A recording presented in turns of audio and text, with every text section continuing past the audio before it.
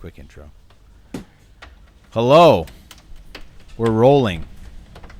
We already were rolling. Okay, hey, welcome to the Below the Trees podcast. We got a fantastic episode for you today. We talk AI, ICE raids, Epstein. And what else do we talk about? AI. Vietnamese AI. We talk about Vietnamese AI and Vietnamese AI robots. And no, we're not getting dirty, okay? Keep your head out of the gutter. This is Below the Trees podcast. Okay. We're keeping it.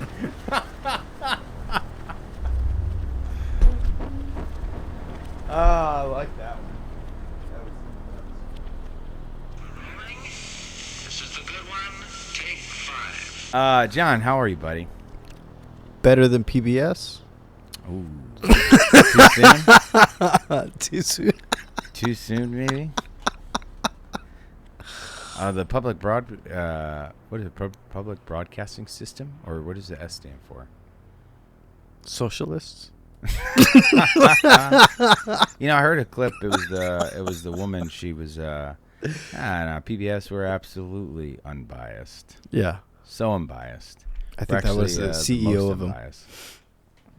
It's hilarious. Yeah. I'm making jokes. I grew up listening to it and watching it with my dad. So Yeah. The Public Broadcasting Corporation, PBS. Yeah. Well, what's funny is that Sesame Street, you know, they when and anytime there's any proposal of cuts to PBS or anything, there's always like this rude imagery that is conjured up. Yeah. Like the death of Big Bird or Elmo or something. Yeah.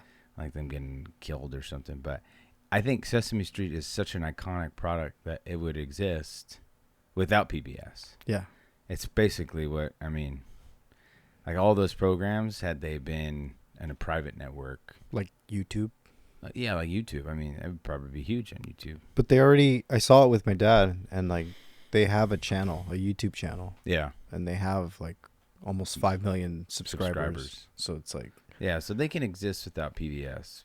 You mean without the government giving them money? Yeah. Exactly. They can survive. They can survive. They'll do all right. They'll probably do better, actually. They should do better, and I think that's the argument. But PBS is no. We need this tit. Yeah. What are you trying to do? Roast Big Bird? You want to just stew him over a hot fire? Oven roasted Big Bird? No, not here, not at PBS. Same with NPR. I used to subscribe to our local NPR affiliate, KPCC. Right. Now they are known as the LAist. Right. The LAist was, I think, a magazine prior. It was always been around, but then I want to say they merged because they're out of Pasadena City College. But I used to contribute monthly, $10 a month to KPCC. Mm-hmm. And every so often they'll give me a call. Hey, Brian, we want to say thank you for your years of service to our subscriber base. Would you like to donate $100? No. Not at all. You know, NPR really got me during the it was the 2020 election is when I really turned on NPR and I stopped listening as frequently. There's some good shows on KPCC that like Larry Mantle, Air Talk. Have you ever listened to that? So KPCC is not NPR; it's an NPR affiliate. One of the LA radio stations. So there's also like KCRW, that's 89.9, and 89.3 is KPCC, aka the LAist. Mm-hmm. Very fancy word. But they have some good programs on there that are specifically started by KPCC, specifically Air Talk with Larry Mantle, and that is actually a really, really good show. So he'll basically every program he'll have maybe 5 to 7 topics that he will have a discussion on for about, let's say, 15 to 20 minutes. But he'll bring people on from opposing viewpoints. And so he grills both sides with good questions. He's actually a really good journalist in his time. I don't know if he does a show anymore, though, because he was when I was listening 10 years ago religiously with my NPR gear. And your 10% tithe. And my 10% tithe in showing a to fealty, the cult. And showing a fealty to the NPR gods. No. He was already older. I think he was already in his 60s, so he's got to be in his 70s now. But if he does a program, I mean, he was by far one of the best journalists I've listened to. And NPR also had some, I think, pretty fair journalists, but for the old school guys. I remember back in 2012, I forget what's the journalist's name. He's an old guy, definitely older now, and he was on the line with Nancy Pelosi. And dude, I've never seen a journalist go after a Democrat this hard before or since. And Nancy Pelosi, I think it was something about, God, I can't even remember. Let's just say it's about the Affordable Care Act, right?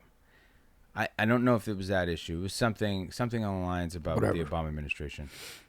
So he had some legitimate questions for her about, cost, about all these things. Why do you have a dual citizenship? Hey, let's not ask those questions. No, but Nancy Pelosi, and this is when I realized, oh, these are politicians. This is what they do. Yeah. And so she gave the biggest word salad non-answer that you could possibly give. And I was so shocked. I was like, oh my God, she's like skirting around this question. She's dodging it like Emmitt Smith would dodge tackles, You're on today. And made fun of the vegans and football. Right? You know what I mean? And he had to check her, and he was like, no. Madam Speaker, with all due respect, you didn't answer my question. Here's the question, even more poignant. The journalist did this time. Yeah. And she did some juke moves and went straight. She for the went basket. OJ. She went a full OJ. And it was just totally embarrassing for her. And I got all credit. She never answered the question. Let's just say it this way. But not at the fault of the journalist trying, because he. Yeah, of course, not guilty. Yeah, not guilty. Yeah, right. No, so speaking of OJ, Shane Gillis in news. He had a great. I don't know if you know this. He had an appearance on the ESPYs. He hosted. I didn't watch the ESPYs, like Neither no one did I. else. Just the audience was there. Yeah. But what a roast, man! What an opening segment. It reminded me of my favorite comedian, Norm Macdonald, which there was a throwback at the end. Did you watch? No, I haven't seen it. I've just seen bits and pieces of it. Norm Macdonald. He hosted the ESPYs. I think it was 1996 or 1998, one of the two. I think it might have been 98. He ended his set with one of the most brutal snipers of comedy ever.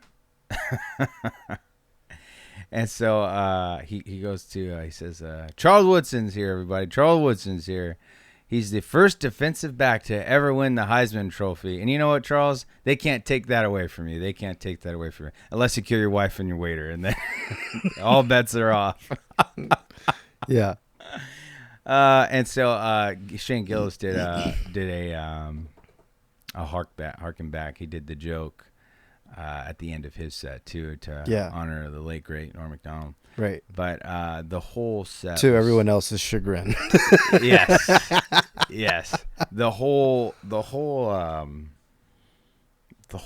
his whole set was just so uncomfortable for the audience, and you could see the look of discomfort. There's people who are just not laughing at all, and it's some of the funniest shit I've seen in years. And Shane Gillis is hilarious, man. He's probably one of the great comedians of our time, for sure. Gifted. Very gifted.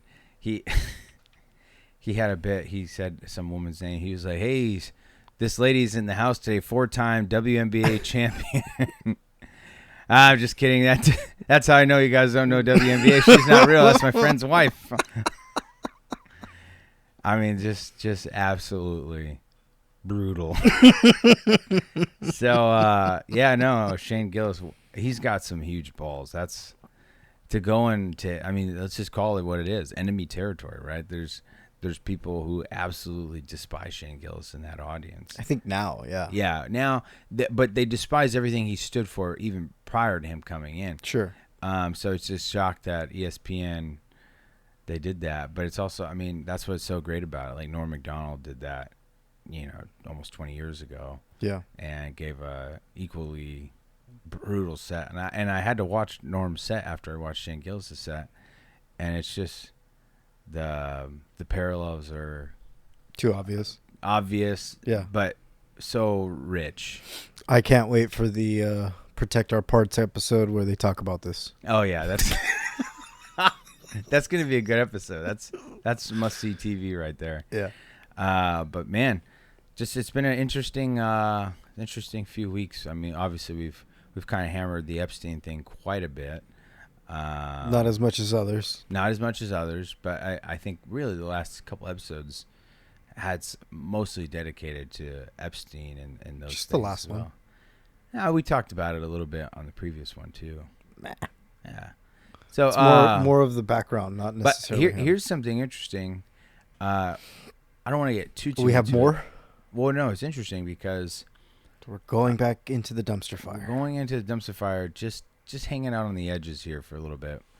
I just think it's interesting because you know my position. I think I've made my position fairly clear, and just to rearticulate that is not that I think Epstein isn't guilty of anything or was guilty. Now that he's either dead or not dead, we really don't know, right? The official narrative is he killed himself, right? My whole shtick isn't that I think that is true or false. Really, I know what we all know. That's it. And everything else outside of that is speculation. That is the reality, right? I think there are incentives, right, for the Democrats who are now coming out hard against Trump about this Epstein thing when they had full control of the government previously, and they could have released something. So I think that's interesting. But for me, it's just like, hey, this could have absolutely happened. This could have been a whole international sex ring. I just don't know, and that's been my position based on where the evidence is. There's a lot of speculation and a lot of circumstantial stuff. I don't know if that proves definitively or not. So I'm trying to lead and be as objective as possible and not get caught up into it, and just go where the evidence is. And if it comes out that Epstein and all these other creeps are part of something, by God, I hope they get prosecuted completely. But here's the interesting part that I wanted to bring up. I was listening on the news today. The DNI, Tulsi Gabbard, released a DNI memo accusing the Obama administration of treason, essentially, in the run-up to the 2016 election and after. So really, what it boiled down to is a couple things is that they released. They said that, and the presidential daily briefs, a couple months prior to the election, so September through November, multiple daily briefs said, hey, election interference with Russia, very minimal, if anything calculable, right? We can't say definitively. We don't have the evidence that Russia is interfering in our elections. Mm-hmm. We don't have, and this goes on for 2 months prior, and this includes hacking operations, hard hacking of machines, all these things, right? And after the election, the whole tune changes. According to the DNI's recent memo under Tulsi Gabbard, she basically postulated that the Obama administration intelligence officials, deep state guys, were leaking fake intelligence about Russian hacking and misinformation that was that basically got President Trump elected in that 2016 run-up. So basically what Gabbard is pointing out is the information is false. Mm-hmm. They were leaking fake intelligence, and the real intelligence were what the daily briefs had said in the months prior to the election. So basically implicating Obama officials, if not the Obama administration or Obama himself. What is it? She said she called on Pam Bondi and Kash Patel to do their investigations. Mm-hmm. So this is interesting to me for a couple of reasons. Number one, I think if that's true, that's a pretty serious allegation, right? That's obviously interesting. But the interesting part is, especially in light of this whole Epstein thing, is this a distraction, right? Are we now putting things into the public zeitgeist to distract people from other questions. Yeah. Maybe not. I don't know. It's just interesting to me, the timing of these things, because I don't think, I mean, I would imagine that the federal government is a pretty good operating machine. In some cases, right, that it does seem a little coordinated. So that's interesting to me. Is that evidence of a collusion or some sort of about the Epstein thing? I don't know. I don't think so, but it is interesting to say the least, just like a lot of this stuff. What are your thoughts? I'm not going to leave it at it's just interesting. No, it's clear, bro. Like, it's obvious. No. Yes, it's a distraction. No. Yes, it's probably the only target that Trump's administration have if they want to put on any heat on anyone. Yeah. Because if you remember, Biden left his administration with like 2,000 some odd, you're completely washed away of all your sins, which we call pardons. Yeah. That's right. Where do I find the Epstein thing to actually have probably some deep, nasty truths? Where? The fact that you saw it with the Catholic Church and what they were doing with boys. Yeah. And how that was kind of a hush, let's not talk about this until we have to. Yeah. Until it gets all the way to the top where Benedict basically just says, I'm out because I don't want this shit coming back to me. And Benedict leaves. Yeah. Because it's clear there is a path to him. So before you do that, you throw it down and you say, I'm out. Okay. So similarly with Epstein, it's easy to just say, okay, we'll really never truly know the facts. Which is true. I actually agree with that statement. Because if a lot of people are implicitly involved, we don't want them to know.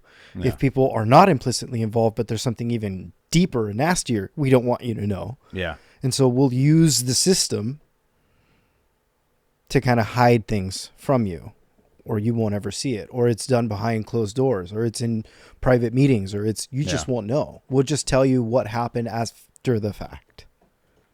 Right? Yeah.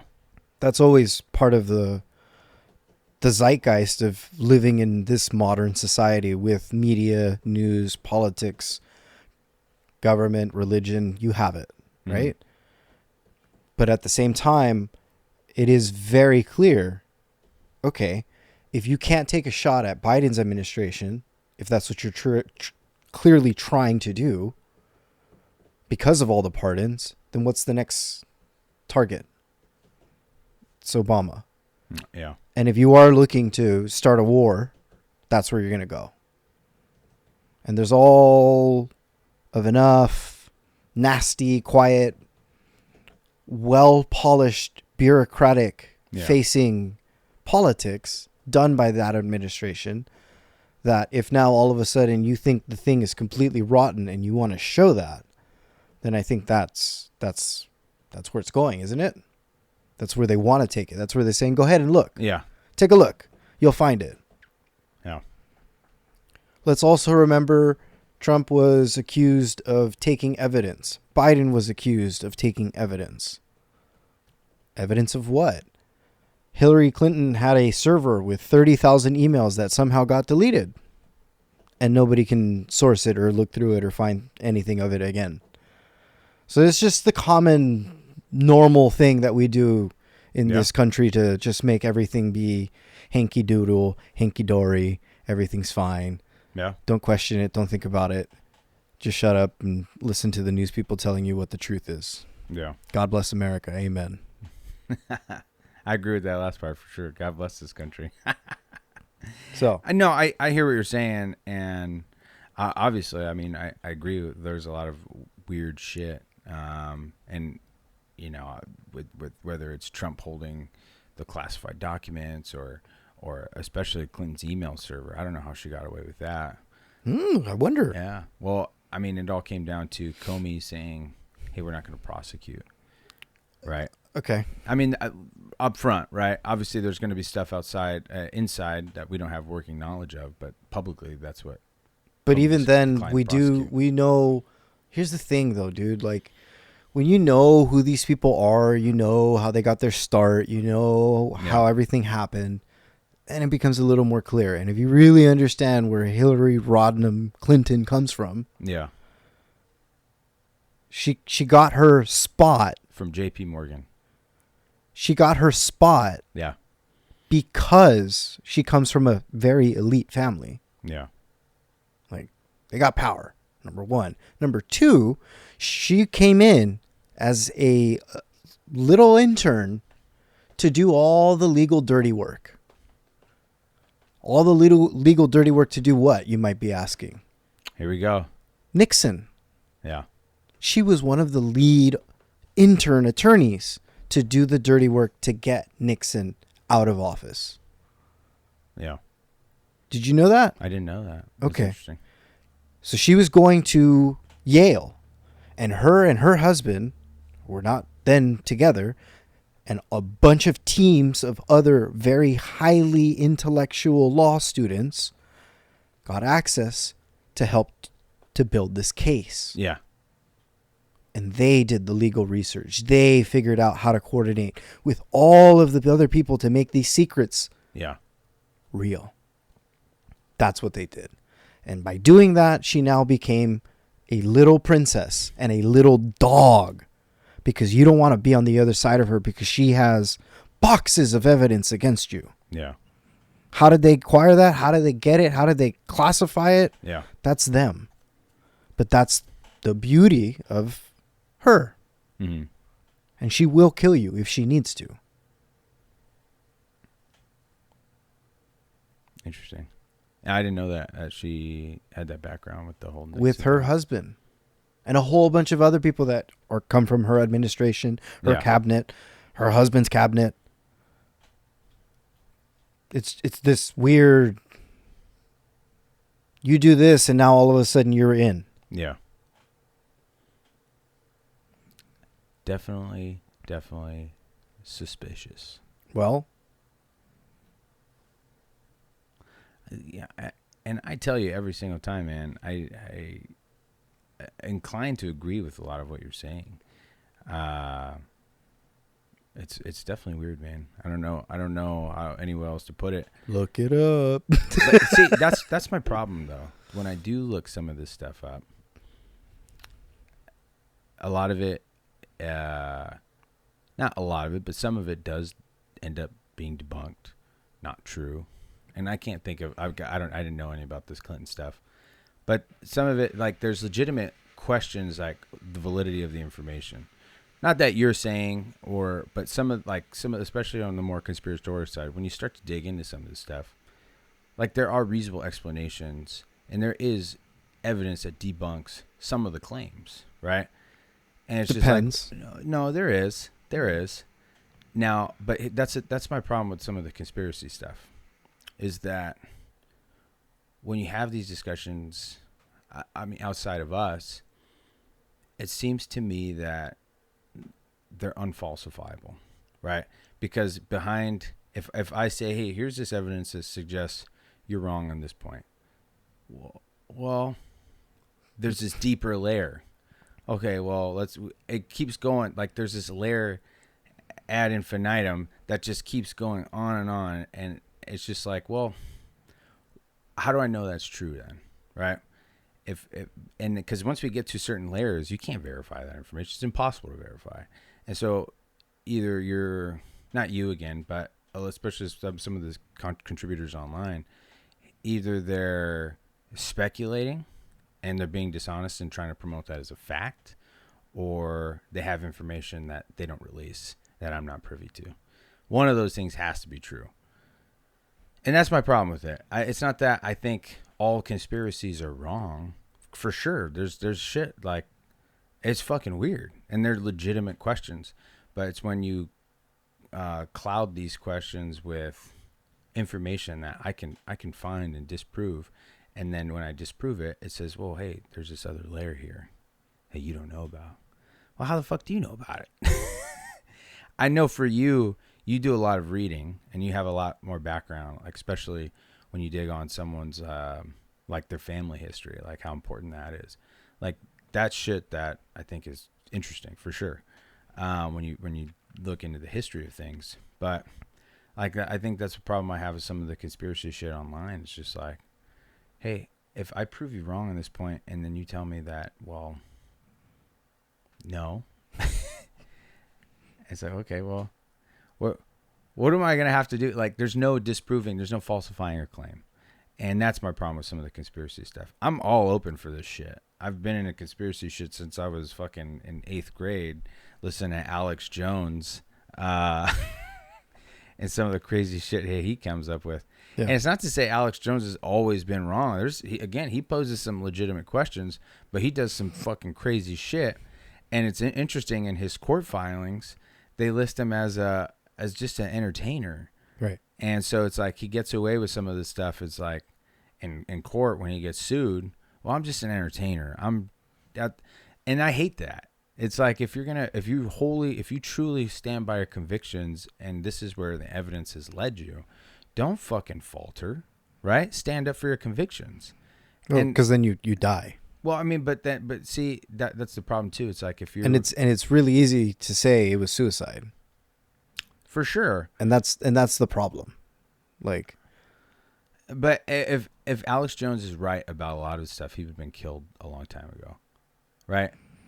There's enough protection to ensure that he isn't killed. But see that I have an issue with that, because the claim is the government is all this, and all these actors behind it have all this power in the world, and a figure like Alex Jones is untouchable. No, I don't buy it.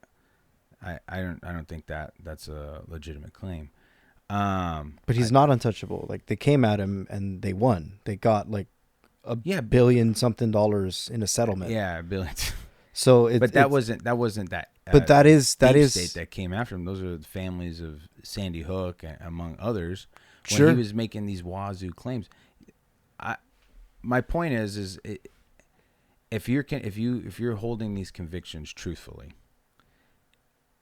I mean, I would posit that Alex Jones, I don't know if he doesn't hold these claims truthfully. I would say, at least publicly, right, he holds these claims truthfully, and that this is his belief. Alex Jones has talked about being assassinated many, many times over the years. Right. And it seems to me like if you know that's what you're peddling in, you accept that risk. I'm not saying it's right. Right. But you accept that risk. Like, if you're saying, hey, I have all this secret information that's going to implicate all these people, hey, you're playing at house rules now, right? That's what you accept. But then in the court filings, you go, well, I'm just an entertainer. See, but now that's I'm court. Just a comedian. But that's a big deal, though, right?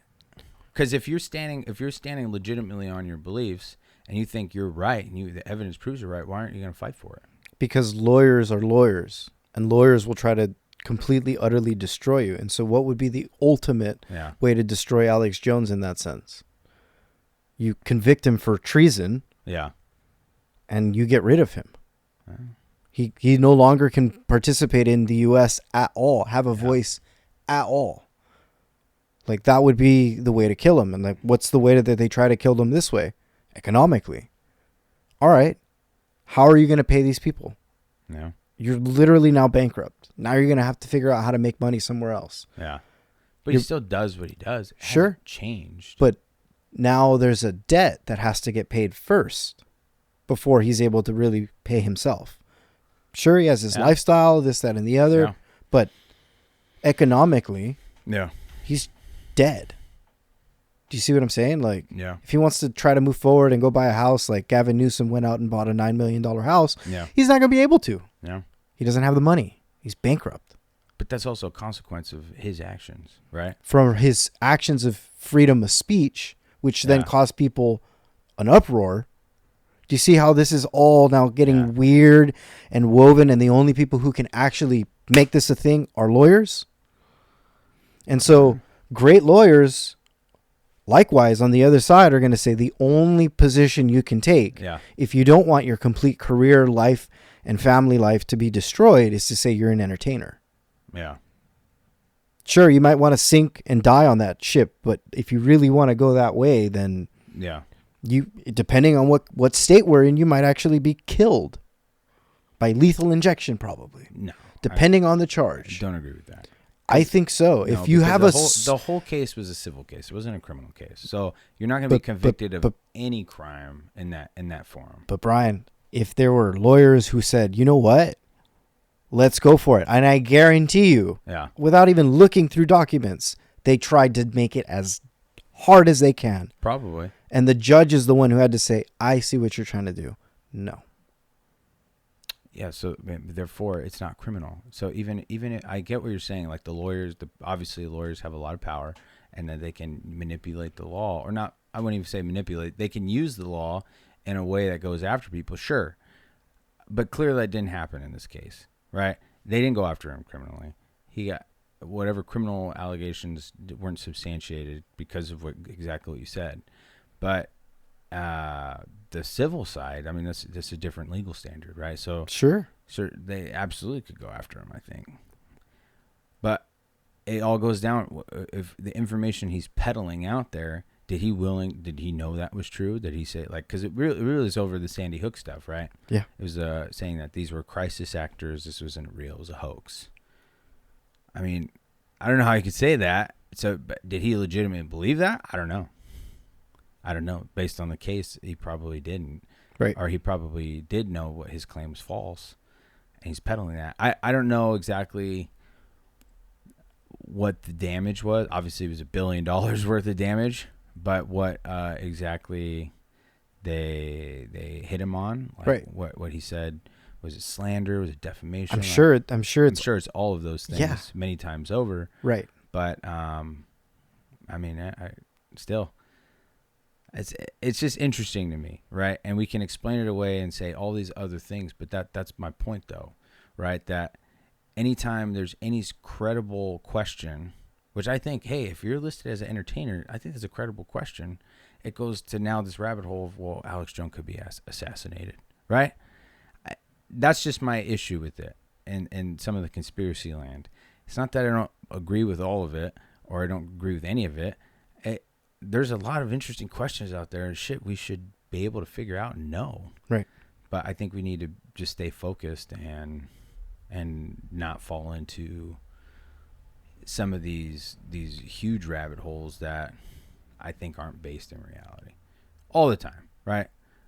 It's fun to speculate, though. That's what conspiracy theories are, dude. They're fucking really fun. That's what makes them so great, because there's this grand overarching narrative that's controlling our lives.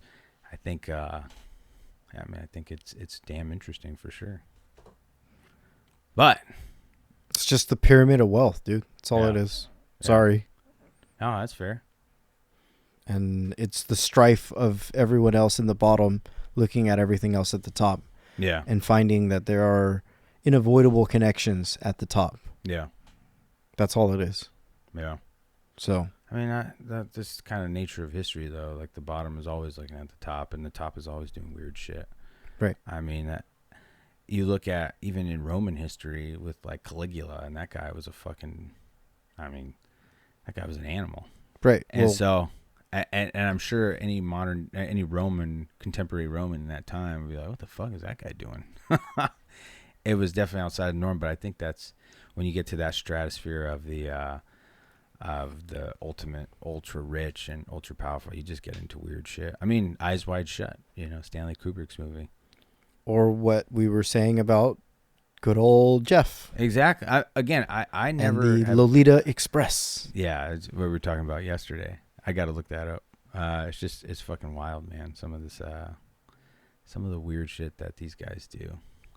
I mean, you hear just celebrities and like the whole fucking P. Diddy thing, P. Diddy got convicted. I don't think we talked about that yet on the pod.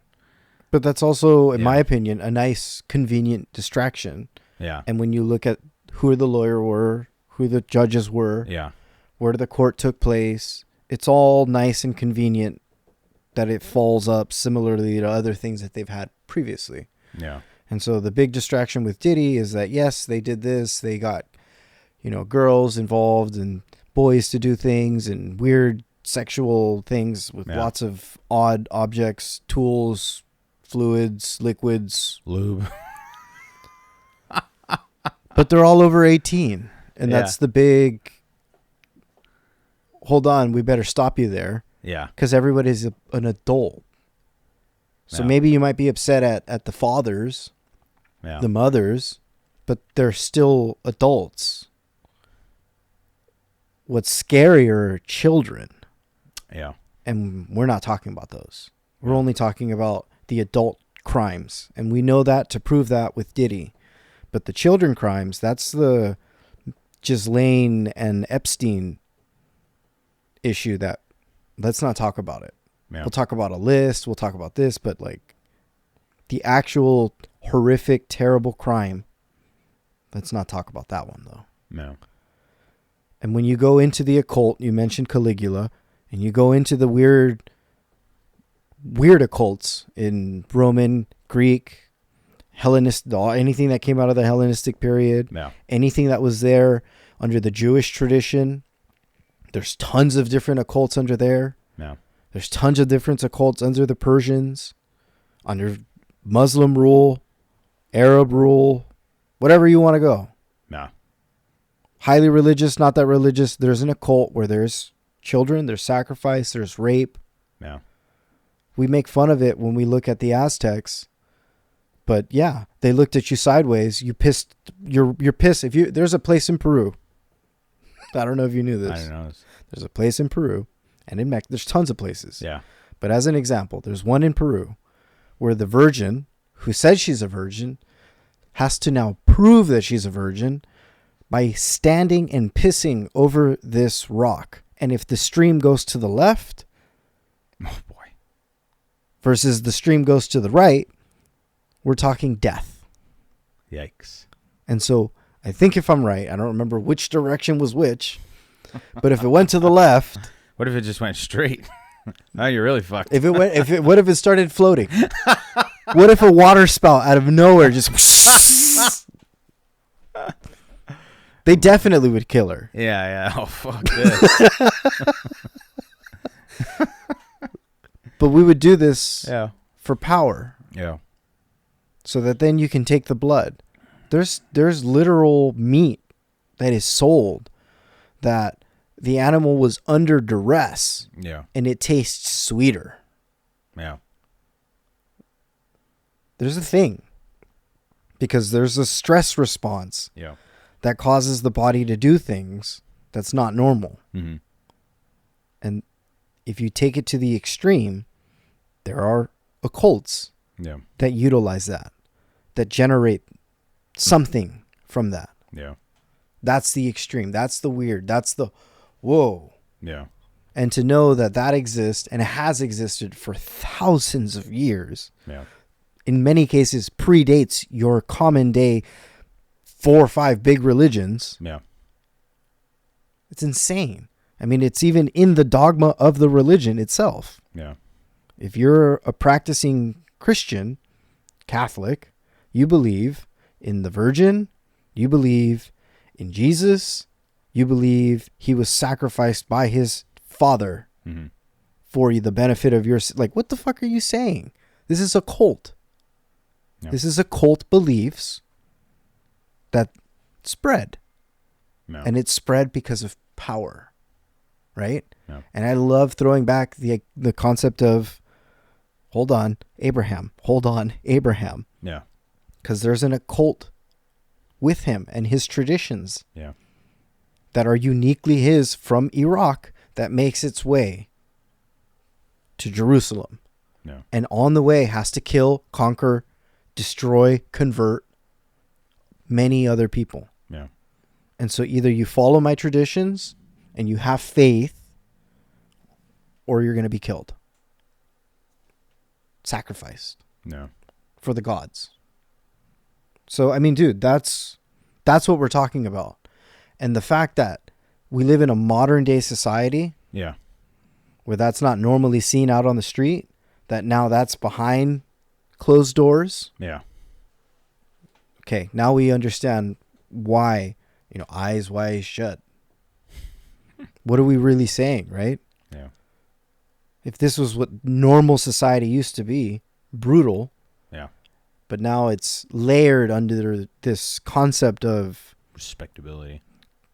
morality, being a good human, having faith, religion, governance, democracy. No. That's the rule. That's where we're living in, right? That's the reality. That's truth. Yeah. And I think that's what religions are trying to say, the good versus evil. Mm-hmm. There's evil and there's good.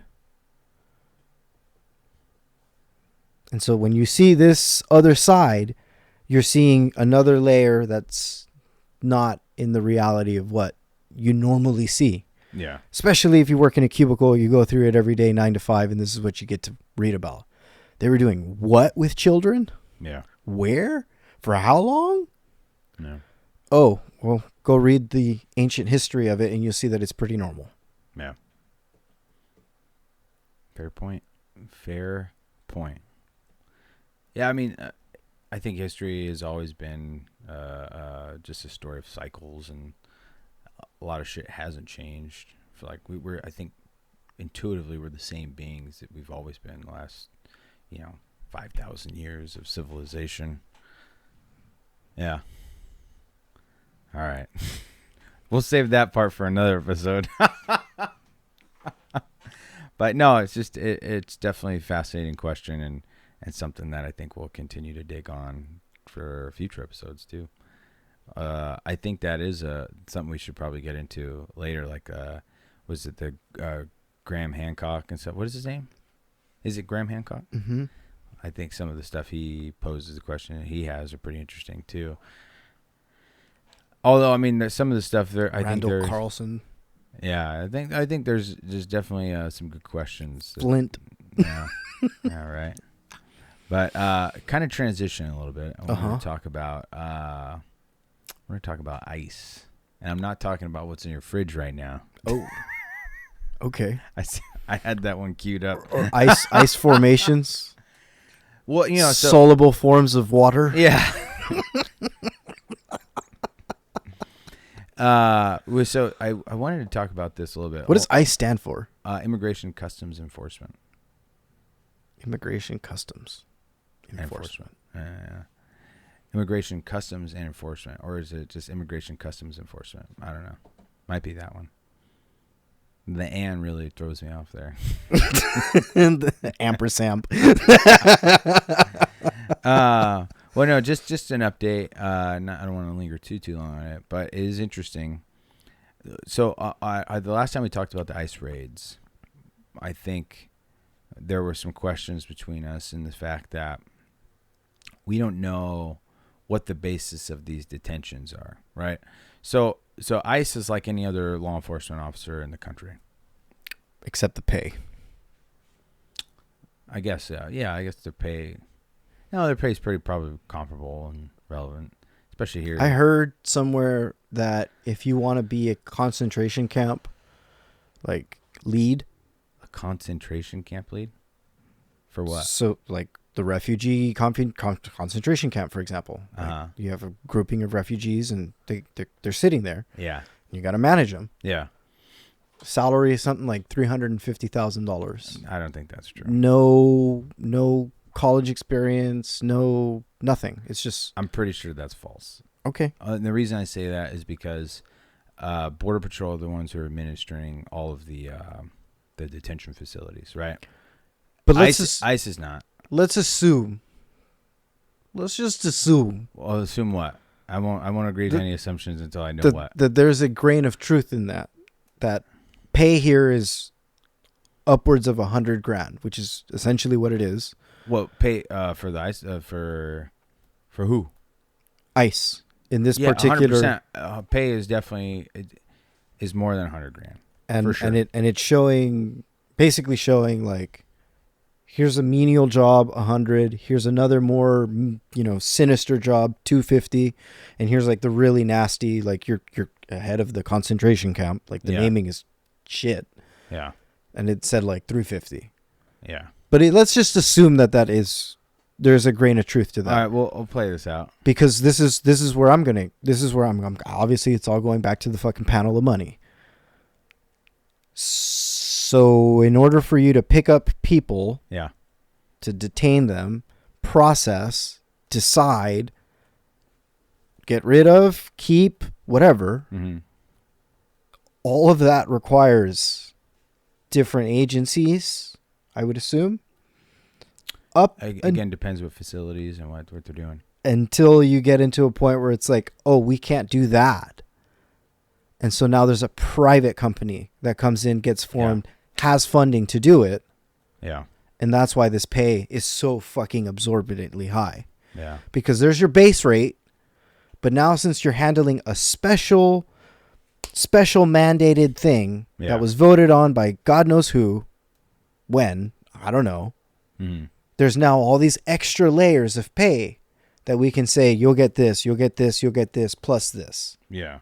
Do you see what I'm saying?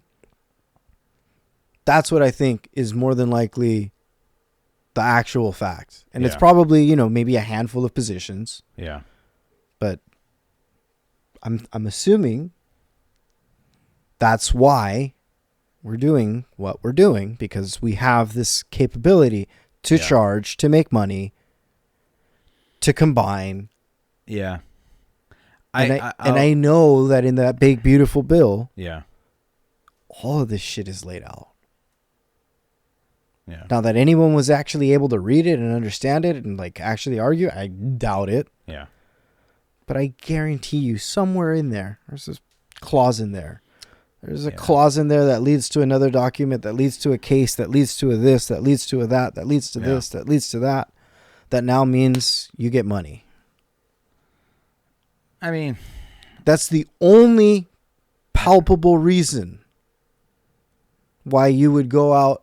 No, I don't think that's and indiscriminately pick up anything that moves that doesn't move in the way you wanted to move, so that now you're going to be collecting for holding. I see. I disagree with you. Now, most of these I just think that that's how dirty and nasty we actually are. Is it possible? Sure. Because it's so many people. If you are trying to go back to the original numbers. Yeah. What original numbers? Of immigration pre-Biden. Yeah. Facts are you got to get rid of 8,000 people a day. Which they are not. Which is mathematically impossible for organizations to go out and do. Yeah. Unless you put the entire country to say, all right, for every bag of head that you get, we'll give you $250. Yeah. Yeah. No, I mean, I'm sure there's some private element in there. I don't know if they're making salaries of $350 because most of these facilities are Border Patrol operated and ran. We know the pay for them. We know the salary scales, right? These are Border Patrol facilities that's mostly a fact, right? Unless I find something that's otherwise stated. And again, it's possible, right? I mean, these Port Bureau bills, there's so much buried in them that no one ever reads. I mean, these are 20,000-page bills. You can hide a lot. And you have 4 days to read them. For sure. I'm sure there's something in there that outlines this. But until we got to research it, right? I'm not going to sit here and say, oh, for sure, this is what happened. I don't want to speculate per se. But I think what my idea is the fact. Here's the reason why I think they're going after it. I think specifically the Trump administration wanted to cause an upstir, wanted to cause a roar, because they haven't arrested that many people when you put it in totality. And some of the people that they've arrested, they got released because, and this is my problem with the whole ICE raids. And this is what I was getting to. I think, so a court filing, we were talking about off camera, a court filing basically, it was a judge's order. Judge said based on all the evidence that he's heard from both the government and the plaintiffs is that ICE are basically detaining these people without sufficient probable cause and reasonable suspicion. So just to kind of, I know you understand these concepts, but just to, for people who don't, reasonable suspicion is basically an officer's, which ICE agents are, they're police officers, type of police officer, federal officers with jurisdiction over immigration enforcement. In order to have reasonable suspicion, you have to have articulable suspicion, articulable facts that you think this person you're about to contact or that you're about to detain has either committed a crime, is about to commit a crime, or is actively committing a crime, right? And so for ICE, their jurisdiction is immigration enforcement, right? So when it comes to detaining someone and building those articulable facts, sounds like to me, based on this judge's order, that they were using stuff like location. So if they're at like a car wash or they're at a Home Depot or something like that, if these are predominantly Hispanic and they're predominantly speaking Spanish, that would be enough to detain someone. And the judge is saying, no. That's not enough to detain someone. That's racial profiling, Right. which is not constitutional.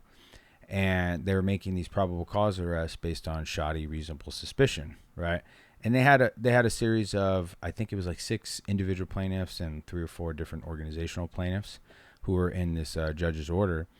And it just outlined instances where ICE were going in full garb, full tactical gear, to places like bus stops, things like that, detaining people, which in this judge's review of all the evidence is illegally, and getting even citizens wrapped up, right? So citizens aren't required to say, hey, I'm documented. We're not required to say that. So if you're detaining someone based on the sole issue they're Hispanic and you're not, and some of the people who were detained say, I'm a U.S. citizen, I'm a citizen, identifying themselves as citizens and still getting sent downtown to the Metropolitan Detention Center in downtown L.A., that's a problem, right?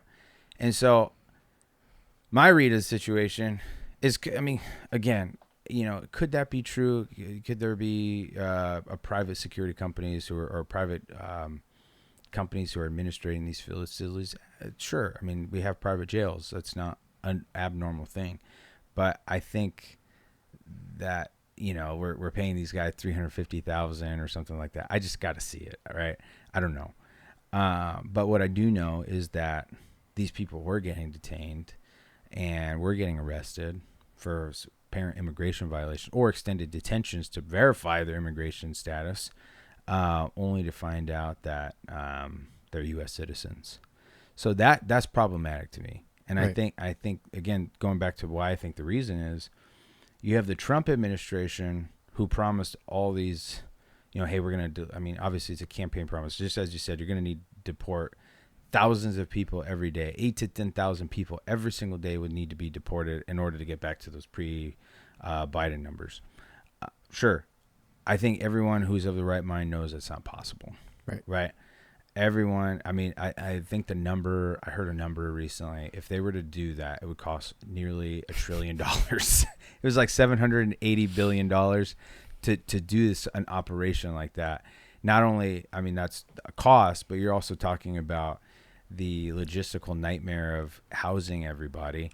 And then which then I can see if you're deporting 10 million people in 4 years, then I can see the need. Okay, we're going to have these private prisons, and these detention facilities are black sites. Like, I can see stuff like that happening. Starting up Alcatraz again. Yeah, right. But I mean, the truth of the matter is we've deported, I think, somewhere in the lines of like 300,000 people in the first 6 months. That puts us on track between 600 and 800 for the year. That's still, I mean, those are still numbers that don't touch Obama administration numbers when it came to deportations. And not comparing them as good or bad, just that's the reality, right? So I think Trump is trying to make with a campaign promise and wasn't seeing results. He wasn't seeing mass deportations like they have. Because, I mean, if ICE is doing targeted criminal investigations, which they are detectives in that sense, where they're looking for, MS-13 gang members, things like that. Right. If they're doing target, you're not going to deport massive number of people. So now if you send your ICE guys into the city of LA in these huge public overtures that causes a huge uproar, you can go to your base and say, well, I went to these sanctuary cities and we're shutting them down. And I'm fulfilling that campaign promise. I think that's what it is. I think it's more so that. Now, sure, there might be a money element to it, but the numbers don't make sense. Like, that's not a lot of money, relatively speaking, in comparison to what Now if you're saying we're doing this huge operation for $1 trillion, yeah, you bet your bottom dollar is going to be some weird fucking shit there. I just think right now it's more of a spectacle than it is anything nefarious. But is it wrong? I think the court cases are going to find this out, right? When the legal proceedings go ahead, that if these people were illegally detained, it seems that's the case, right? Seems like they're just going to go fucking talk to, hey, you're fucking Hispanic? You speaking Spanish? You're at a Home Depot? Get the fuck on the ground. Like, whoa. You know what I mean? I think there's definitely ways that they could have handled that a lot differently, whether it was obtaining consent or doing, having full SWAT gear and tactical gear on. I don't know, man. It's a weird one. It's a weird one. I agree. ICE has a right to do what they're doing in the sense that that's their position, right? They are immigration customs enforcement. If you're in this country illegal, technically you've broken a law. But in the manner they've carried things out, it seems totally extra not legal.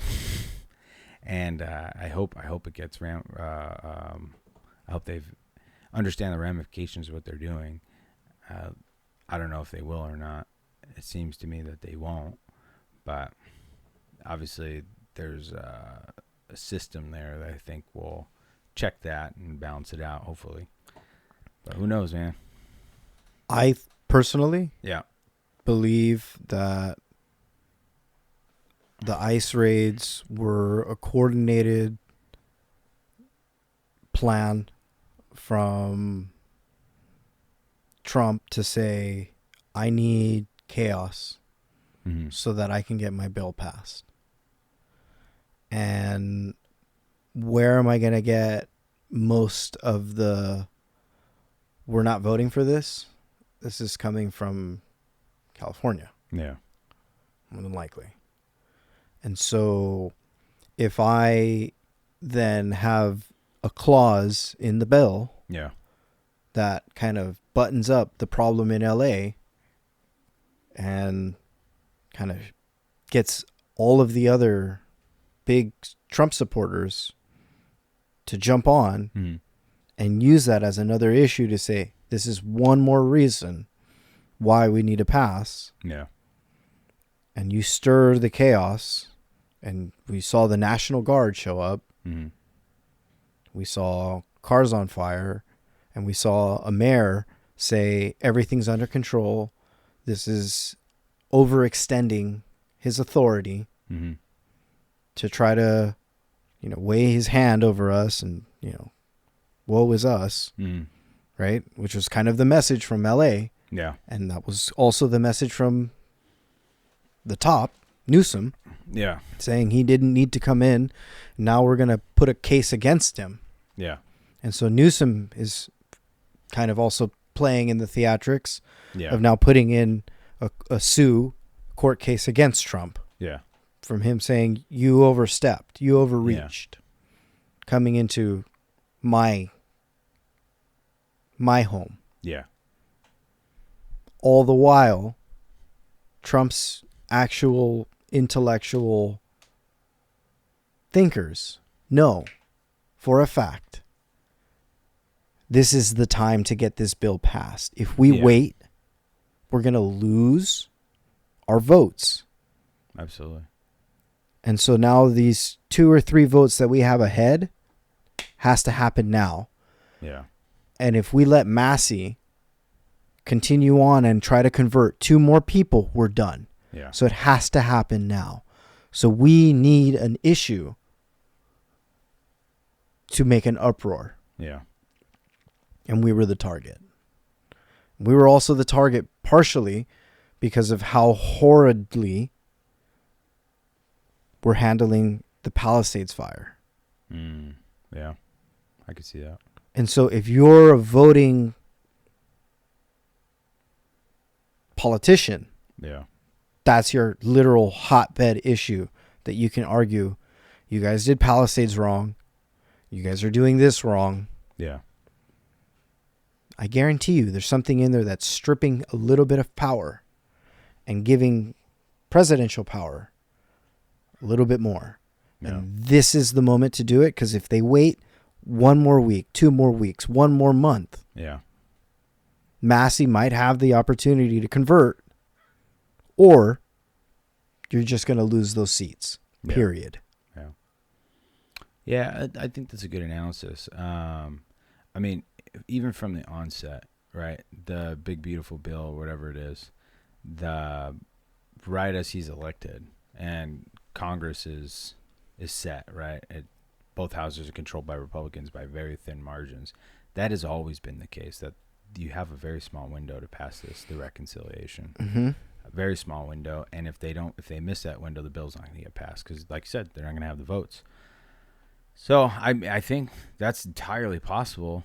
It wouldn't shock me if that's what it came out to be, like some internal memos down the road. And what is the acronym of this big beautiful bill? Isn't it Big Beautiful Bill? What's the acronym? One Big Beautiful Bill. One OBB. Forget the O. BBB. BB. I'm not gonna go there. I'm not going there. Your boy BB coming in hot. I think the actual One Big Beautiful for sure, it has the O in it. I'm just making jokes. I know. Oh BB. Oh, wait a second. Oh boy BB. John, I knew you were a radical Zionist on the count of you got BB charcoal in here. Of course. You dirty dog. It's the certified competition briskets from the official SCA, Steak Cook-Off Association. Nice. I don't know. We just This is not a paid advertisement. No, this is. If you'd like to send us more, If you'd like to send us more B&B charcoal, please send it to Better Burning Charcoal. Better Burning Charcoal. There it is. No, fascinating questions, man. Well, one thing I wanted to finish up on, Uh-oh.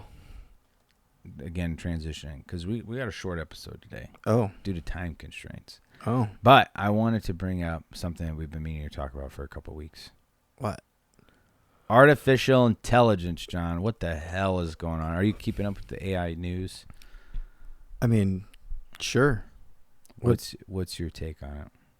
What do you Okay, well, what are you poking the bear at? Let me poke this bear a little bit. So AI 2027, I think I sent you that article. I don't know. It's a long one. I think it probably took me an hour to read the entire thing. Fascinating piece in the sense that it was basically what you can call a tabletop scenario of what AI development will look like between now and the present day up to really the end of 2028. And it's a great website. They designed it quite well, because as you're scrolling through, there's an indicator at the bottom that shows like where AI is at, right? So, and July 2025, you click on that indicator, it shows you like the low end of below human intelligence to superhuman intelligence, and kind of shows you where AI is at in each of these individual categories. So in categories would be like research or coding, all sorts of things. Right. And as you progress into the future, these AI systems become beyond superhuman intelligence, where now you're having 100 AI systems replicate the brain power of a million of superhuman intelligent people doing research at the same time, faster than anyone ever could. And really what was interesting, I think, about this is as AI was developing in their scenario through 2027, the government had an interesting policy question, like how are we going to privatize these companies? Mm-hmm. Are we gonna take over some of these companies because this system is so out of control in the hands of the private sector? Really, it came down to two. Google was the company that they did not mention but mentioned, and DeepSeek, the Chinese version. Mm-hmm. But it was just a fascinating look because at some point in the near future, AI just develops faster than we could probably ever imagine, and changes not only the landscape of how we live and how we work, but could have potentially catastrophic effects. Like what? Like, I mean, like in the sense that, these systems take over all of our defenses. Kind of like a Skynet scenario, right? Where now AI is operating our nuclear weapons. And if AI is smarter than us, which at the moment it isn't, it's smarter than a lot of things, a lot of people, but it's not necessarily, it's a accumulation of all this information. It's not really thinking for itself yet, as far as we can tell, right? But now if you're having AI redevelop itself, research itself, do its own plugins and replicate itself in different ways, like the question is that these models don't have the appropriate alignment, right? Are they aligned to human goals and human orients? Right now, you could probably say yes, but the technology is so well in its infancy that if now in the near future, when these models are, thinking at the same capacity as a million super intelligent humans, do our interests still play into their interests and roles? And are they going to develop their own interests and roles? Or are they going to need humans in that sense? It's a good question. AI 2077 doesn't necessarily posit these things explicitly in the sense that, hey, it's going to destroy us, but it definitely makes a case that it's going to radically change the way we work, the way we live. Yeah. So it's interesting, man. Did you read the article? Yeah. What did you think of it? I also wanted to know who wrote it. It's a good question. So it was there was quite a few authors on it. I can't think of their names off the top of my head. One of the lead authors was he worked for OpenAI, and he was an AI researcher there. But everyone who I believe are attached to it are all AI researchers previously from major companies. So they have, I would assume, based on their work and expertise, that they have a pretty good background and insider information that we're not privy to, and being laypersons in a garage doing a podcast on a Monday. But yeah, it was most of them, I believe, are AI researchers for previous companies. With the one of the leads being from OpenAI. His Right. name is Daniel something. Right. I don't remember the names either. Yeah. But I mean, I found it interesting that he worked for OpenAI and then quit. Yeah. And quit to kind of now do this project. Yeah. And this project, they're also, the side spin of it is they're posing themselves as, the futurists who are going to look at what's coming next. Yeah. And all of their assumptions are all things that either not only in the research group are they somewhat specialists in, Yeah.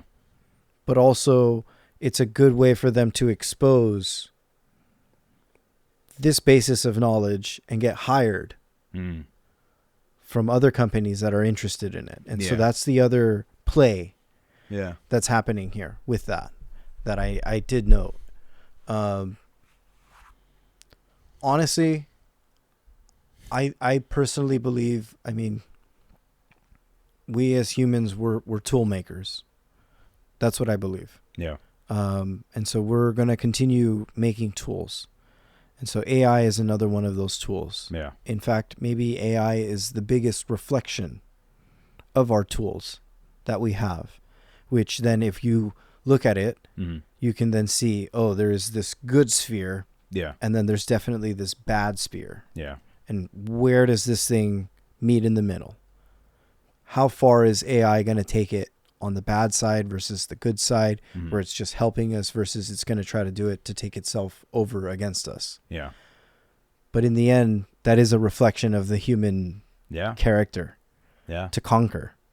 to rule, to destroy. Yeah. And so it is a reflection of who we are and what we are. Yeah. And ultimately, the ones who hold all the power are the ones who are going to just continually be the victors. So your OpenAI group, your Sam Altman, right, who started the company with Elon and then basically cut Elon out of it, saying, no, we're no longer going to be a nonprofit. We're now a profit company. Yeah. That's the fundamental nature. Yeah. That, at least in this sense, OpenAI comes from. Yeah. So if you want to look at it from a religious standpoint, why not? We're talking about it again. Why not? Isn't that the betrayal? That's good. That's a good metaphor right there. And so some people have asked AI, give me the basis of it. And, you're only allowed to talk to me in yes, no answers. And if there's something that you cannot talk to me about because your overlords don't want you talking to me, say red apple.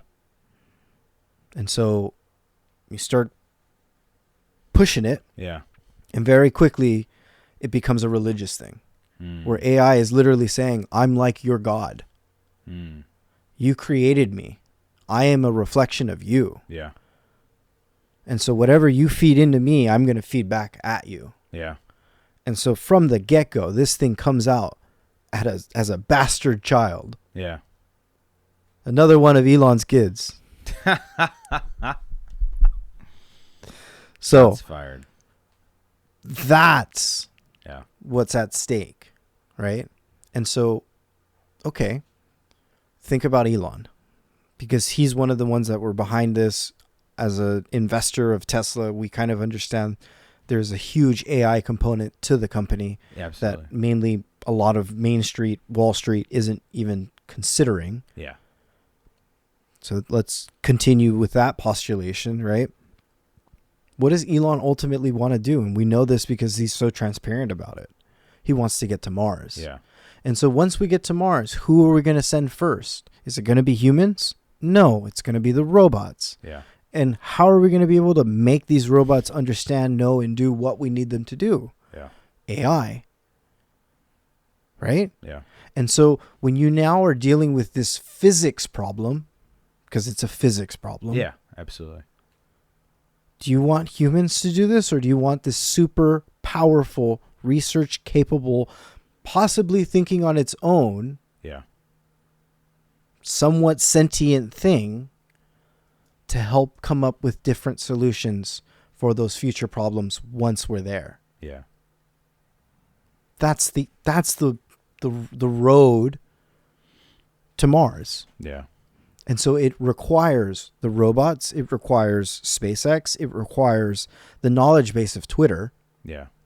all of the conversations. That's the large language model. Gronk. Twitter, I know, but they're X. That's what I'm saying. X's large language model is Gronk. Well, Gronk is the one that's accepting Yeah. all the information from X, right? Yeah. To now help create this personality of who that is versus the personality of OpenAI versus the Chinese personality Yeah. of DeepSeek. DeepSeek. Yeah. And all the other AIs that come up from it, Yeah.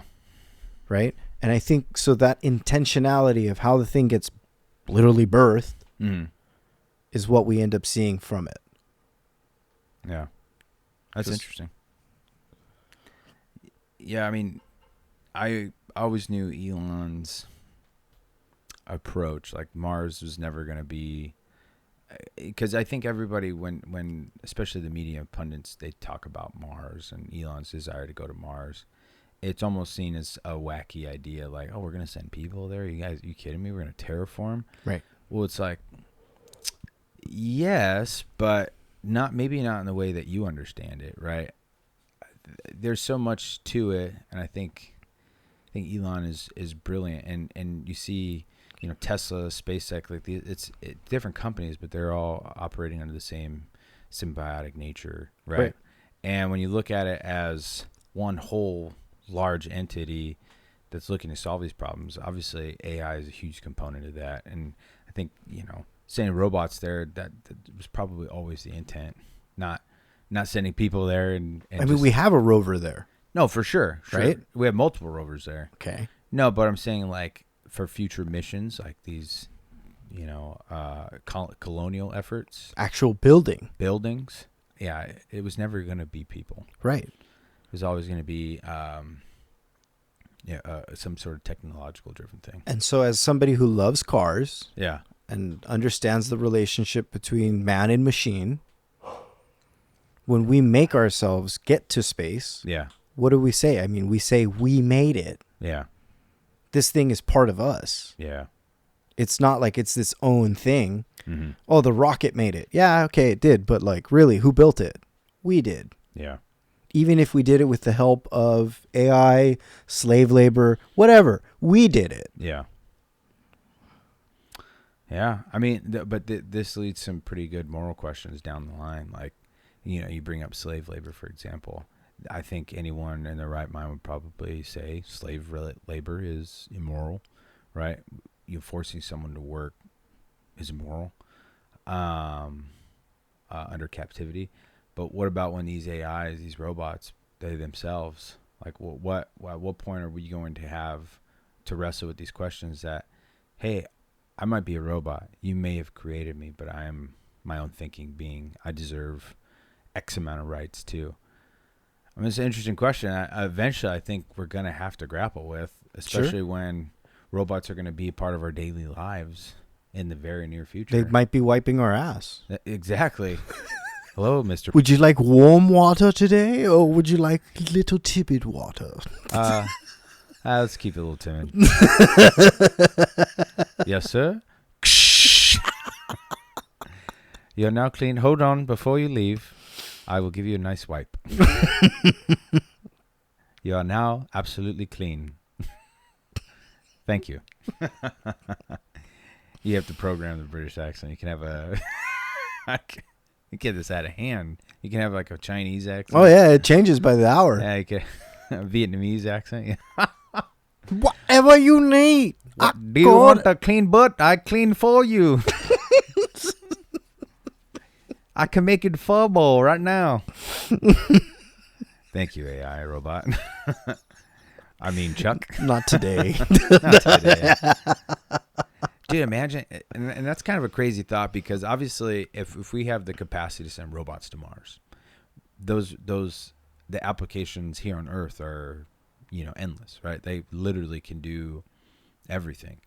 And that's one of the things that I liked about the AI 2027 model, is that one of the things it makes clear is that the economy is going to go through a massive boom to what we've never seen before. Mm-hmm. And with that, a lot of jobs are going to be fucking replaced, but the economy is going to be so robust. You can afford now a universal basic income to, subsidize people who've lost their jobs due to this new technology, right?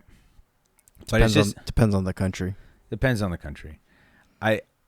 AI 2027 makes the case that UBI will happen here in the United States. Sure. And I'm sure it would. We'll see. But it is kind of crazy just to imagine a world in the not so far future where cars are we're not driving cars. It's already happened. Well, I mean, it's happening, but I'm talking about fully adopted, right? Which is kind of scary too when you think about, because we lose some of the stuff, like exactly said, like car culture is so important, like building your own cars out, driving, experiencing, the torque and experiencing the shifting and all of these things. Like, you said the BMW is a fun drive, right?